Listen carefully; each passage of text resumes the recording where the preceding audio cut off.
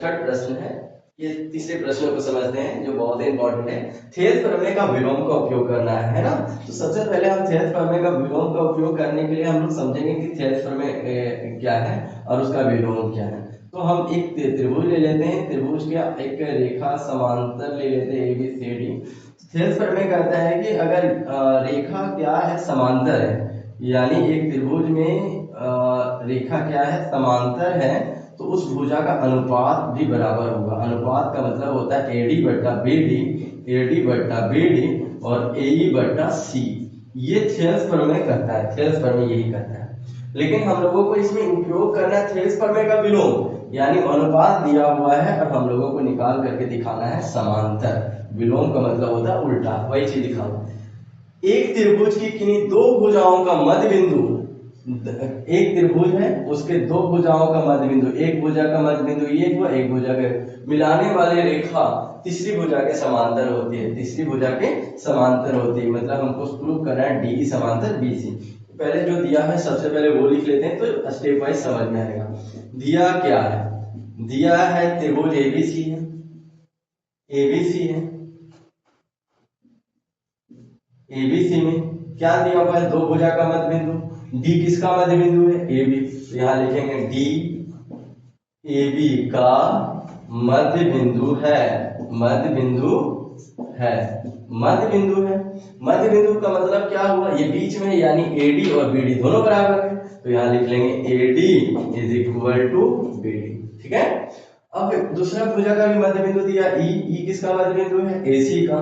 तो यहां लिखेंगे AC का क्या, कौन सा बिंदु है, मध्य बिंदु है, मध्य बिंदु है। AC का मध्य बिंदु है ना, यानी AE बराबर C।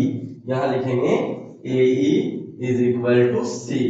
देखिए जब भी आप प्रूव क्या करना, तीसरी भुजा के समांतर होती है, मतलब ये जो रेखा खींचा गया मिलाने वाला रेखा D को हम E से मिलाए ना, तो ये रेखा BC के समांतर, ये सिद्ध करना है। तो वही चीज हम यहाँ लिखेंगे, सिद्ध करना है, सिद्ध करना है। क्या सिद्ध करना है, DE किसके समांतर है, BC के समांतर। तो सिद्ध करने के लिए हम लोग चलेंगे प्रमाण में। क्या, किसमें, प्रमाण में।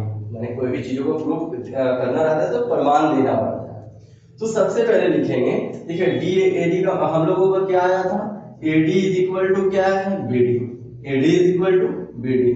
ये कहां से लिखे हम लोग, दिया हुआ से, दिया है।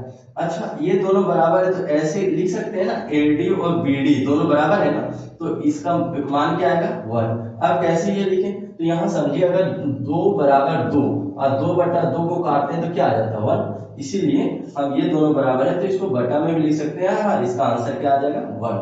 अब दूसरा दूसरा दूसरा क्या आया था, AE बराबर, AE बराबर क्या है, AE बराबर CE है, AE बराबर C।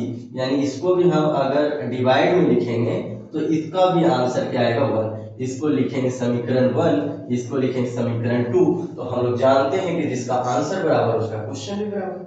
तो देखिए दोनों का आंसर बराबर है ना, तो क्वेश्चन भी क्या होगा, बराबर। तो यहाँ पर हम लिखेंगे AD बट्टा BD, AD बट्टा BD, और यहाँ लिखेंगे AE बट्टा CE, AE बट्टा C, AE बट्टा C, है ना। कहां से लिखेंगे, समीकरण 1 और 2 से, समीकरण 1 और 2 से, समीकरण 1 और 2 से क्वेश्चन आंसर बराबर है तो क्वेश्चन भी क्या होगा, बराबर, इक्वल लिखे।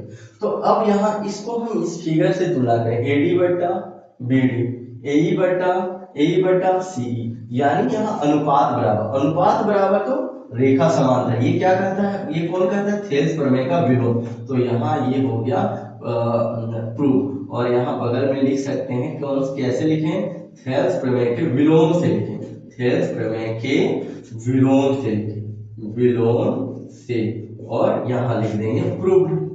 ये हो गया हमारा आंसर।